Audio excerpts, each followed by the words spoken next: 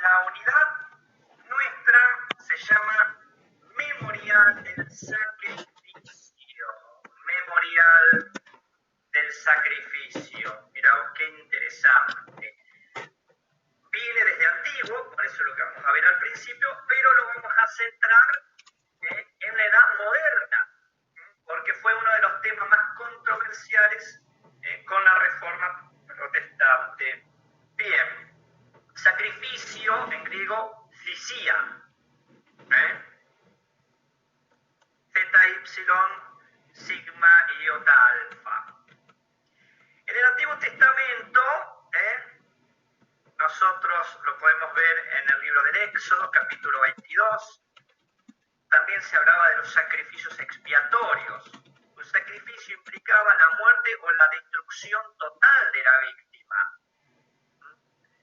¿Para qué había que matar? Porque era el único modo que sea totalmente de Dios. El tema del sacrificio tiene que ver con la ofrenda, con darle algo a Dios que no puede retornar a mí. Y el único modo, tratándose de seres vivos, era matarlo. Incluso quemarlo completamente.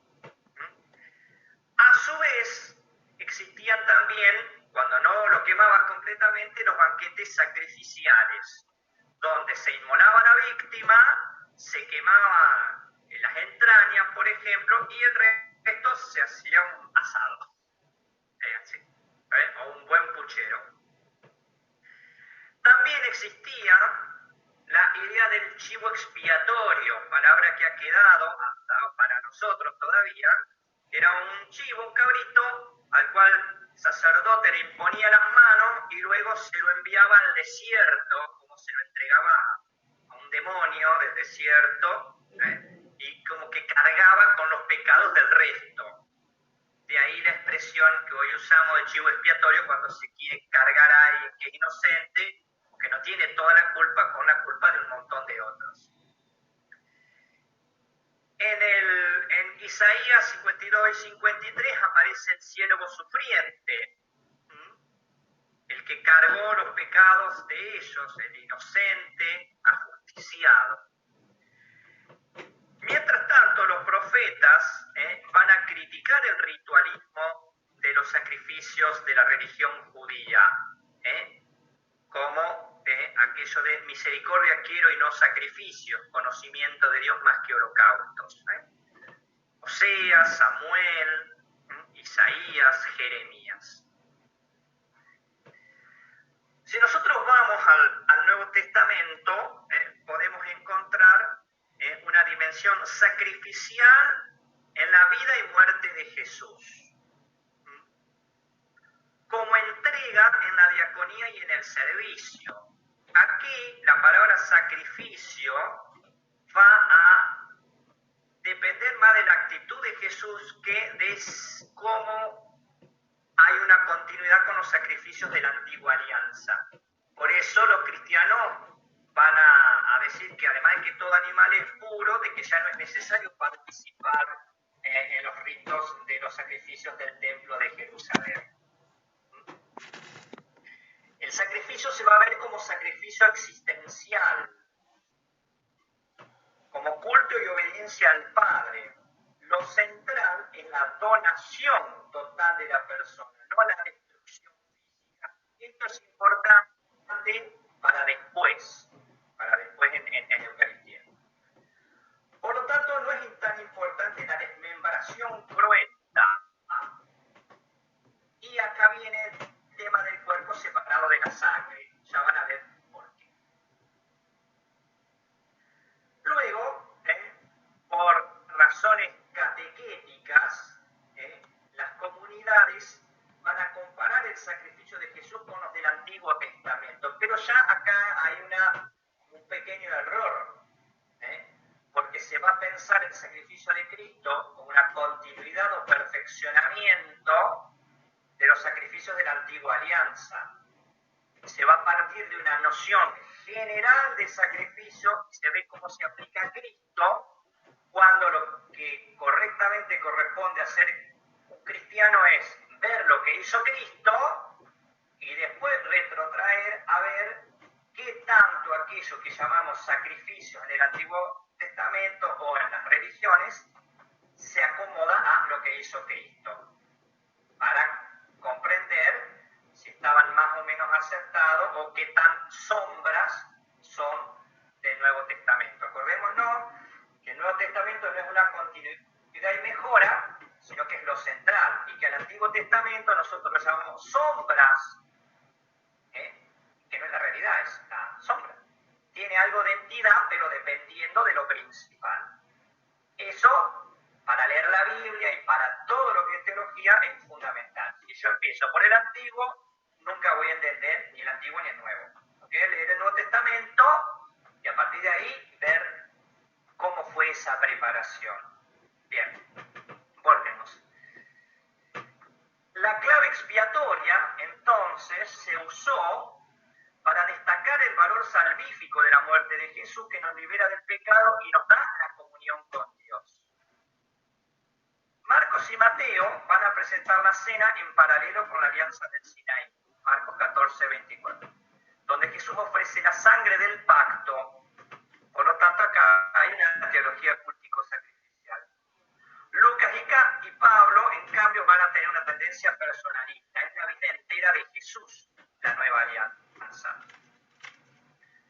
La carta a los hebreos es anticultualista, pero con un sentido positivo. Va a presentar un paralelo con las víctimas sacrificiales y con la novedad en la entrega personal. Acuérdense que Hebreos va a citar el Salmo, dice: no quisiste víctima ni oblación, pero me has dado un cuerpo. La cena del Señor va a ir teniendo un sentido ético y sacrificial. Por lo tanto, en el Nuevo Testamento se usa la idea de banquete sacrificial como comparación con la Eucaristía, pero no como una definición formal de ella. Acordémonos que no usaron este vocabulario. Si bien tenían estas ideas que acompañaban, porque el centro estaba en lo que Jesús había hecho y vivido, las palabras para la Eucaristía eran cena del Señor o fracción del pan. La Eucaristía es un banquete en el que el sacrificio de Jesús se hace misteriosamente presente. Ahí entra San Pablo: el pan que partimos no es comunión con el cuerpo de Cristo, la sangre del cáliz no es comunión con la sangre de Cristo, y las ideas puestas en la última cena: este es mi cuerpo entregado, esta es mi sangre derramada.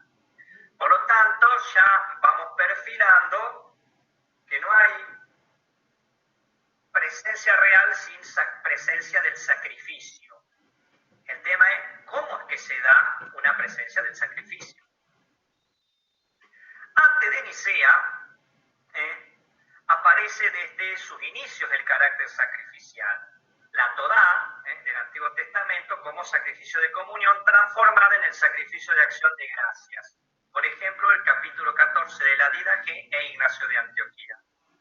Con una dimensión caritativa, el sacrificio es un camino o éxodo ético del cristiano, una ofrenda pura radicada en el amor.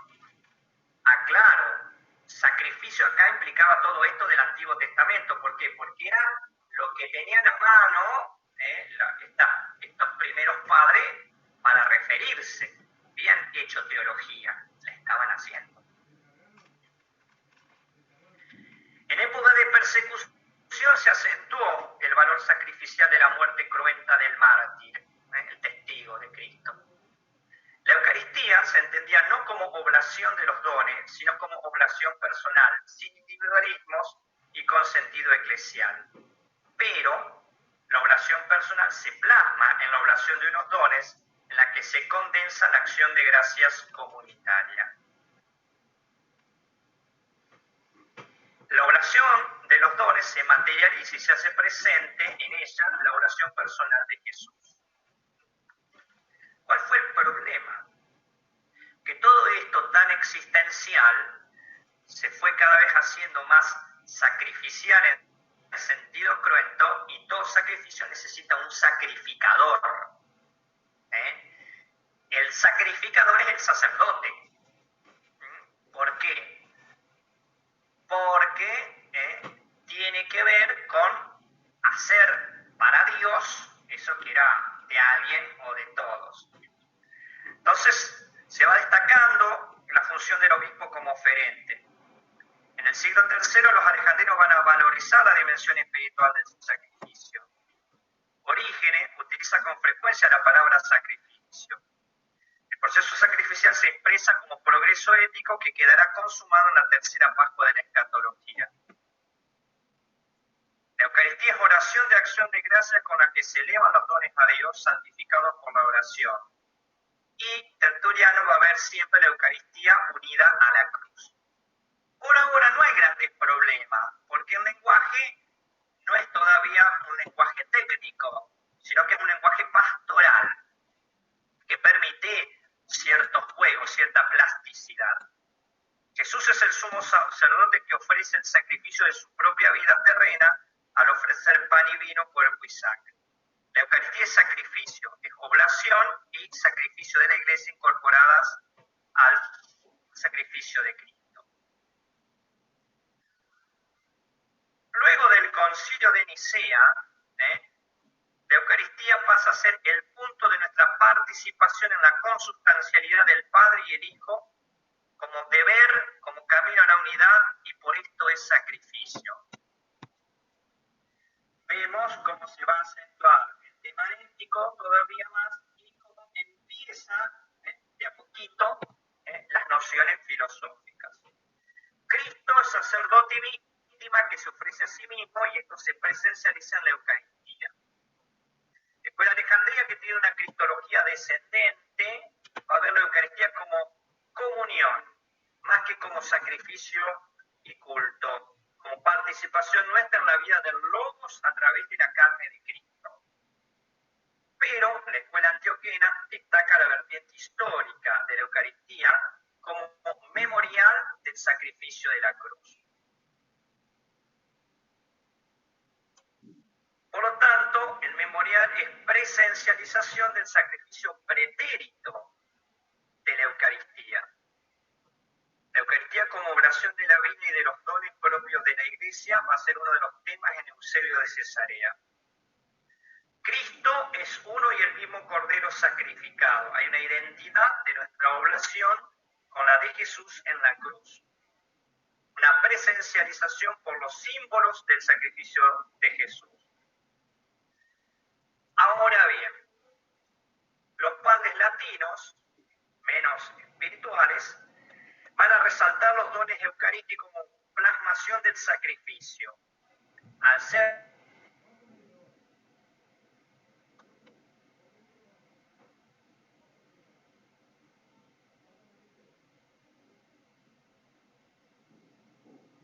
fíjense que acá el asunto no está puesto en la persona de Cristo, sino en el sacrificio de Cristo, entendido como su muerte cruenta. Esto es lo que se va a ir acentuando.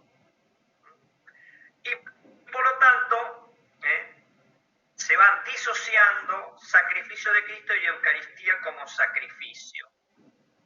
Entonces hubo que empezar a ver, con el sacrificio de Cristo no había problema, era evidente que lo mataron en la cruz. Ahora, ¿cómo la Eucaristía puede ser sacrificio?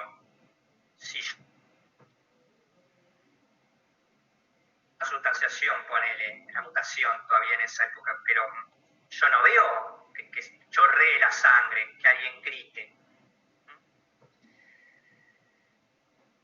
El sacrificio de la Iglesia se verá como sacramento del sacrificio de Cristo. En el cuerpo eclesial y escatológico es donde se va a plasmar el sacrificio de la cabeza. En la Eucaristía participamos del sacrificio de Cristo y debemos ser su mismo sacrificio. Por lo tanto, hay una asimilación del sacrificio de Cristo a la Pascua judía. Cristo se lo ve más como víctima a ofrecer que como sacerdote oferente. Este es un poco el trayecto durante la época patrística. Podríamos decir, usando una interpretación nuestra, una progresiva judaización de la noción de sacrificio. Nunca estuvo ausente, pero se empezó empezó a acentuar la parte como cruenta, no tanto la oblativa, sino la cruenta. Y se terminó tratando de ver técnicamente dónde estaba la cosa. En la Edad Media ya vimos que hay una cosificación del misterio eucarístico, una disociación progresiva entre lo sacramental y lo sacrificial. Hay, por tanto, un dualismo entre el sacrificio pretérito de Jesús y la Eucaristía como sacrificio. Entonces había que investigar cómo podría ser sacrificio, porque tenemos que decir que es sacrificio, pero ¿cómo? La Eucaristía termina siendo una representación escénica de la cruz, la idea del teatro medieval, o como un nuevo y distinto sacrificio, a lo cual después se va a oponer Lutero, una reiteración del sacrificio de la cruz. Por ejemplo, van a surgir teorías como que la separación del pan y el vino, que hay por un lado pan y por otro vino, por un lado cuerpo y por otro lado sangre, como la pasión de Cristo en la cual la sangre fue separada del cuerpo, como decía Santo Tomás. Entonces, preguntaban, bueno, la Eucaristía tiene que ser sacrificio, pero ¿dónde está el sacrificio? ¿Qué es el sacrificio? Algo cruento. Pero entonces, en la separación de las especies, se interpretaba que estaba lo cruento del sacrificio de Cristo, que fue derramar su sangre. El sacrificio va a terminar, otra interpretación es coincidente con la consagración de los dones. Ruperto de Deutz y Alberto Magno son de los pocos que conservan el pensamiento patrístico en relación a la celebración toda y no solo a los dones. ¿Por qué? Porque el sacrificio se centraba en qué pasaba con el pan y el vino. Y el resto de la celebración no importaba. El nominalismo del siglo XIV apenas le presta atención al tema del sacrificio eucarístico.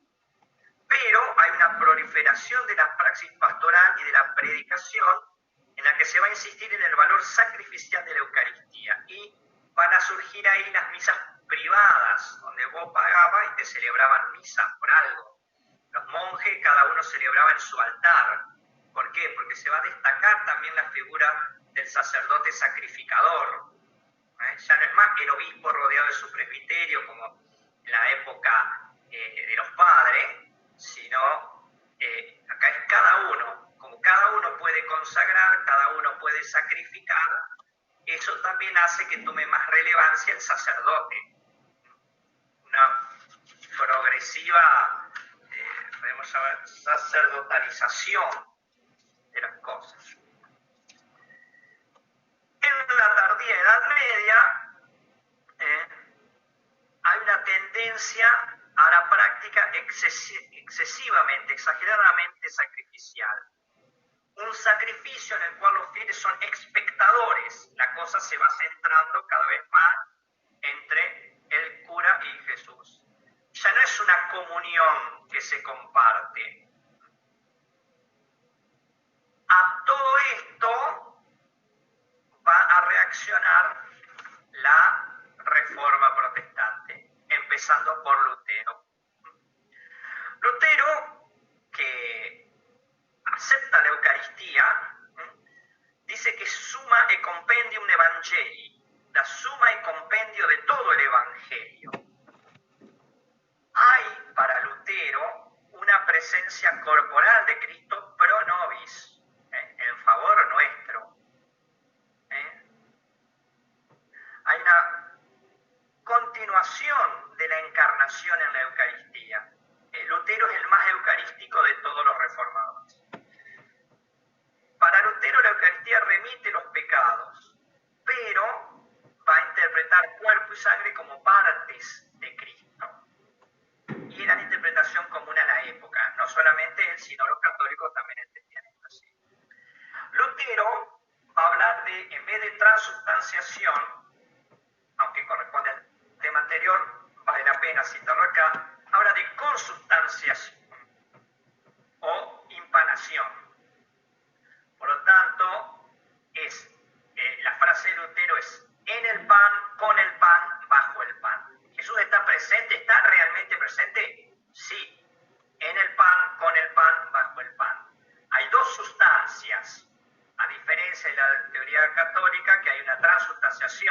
deja de existir la sustancia de pan y empieza a existir la sustancia de Cristo, manteniendo, medio así como en el aire, los accidentes. Por lo tanto, pero la consecuencia que saca Lutero es que la Eucaristía es actio et usus. No es necesariamente una deducción, porque él podría haber mantenido lo anterior, incluso la consubstanciación, pero además él pone que es actio et usus. Por lo tanto, Jesús no permanece después de la celebración. Y entonces él dice que hay que evitar la conservación y la adoración. Y él habla de cena del Señor, pero no habla de misa, porque dice que la misa es una blasfemia y un menoscabo del sacrificio de la cruz. ¿Por qué? Porque si la misa es sacrificio, es otro sacrificio y nada puede reemplazar al sacrificio de Cristo. Entonces, él niega la dimensión sacrificial de la misa. Dice que en la Eucaristía somos incorporados al cuerpo espiritual de Cristo, que es la Iglesia.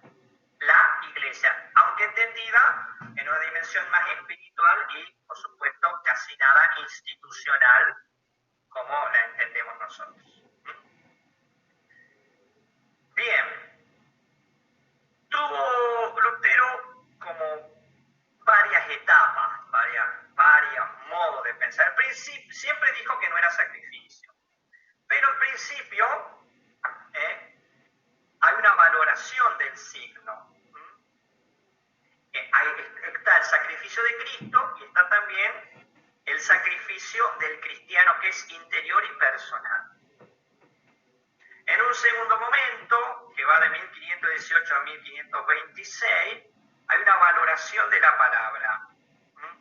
Toma la noción de testamento, en hebreos, y va a desplazar esta palabra a sacramento. Para Lutero, testamento es la promesa de la herencia y por lo tanto considera sacramento, hoy los luteranos también, a la cena.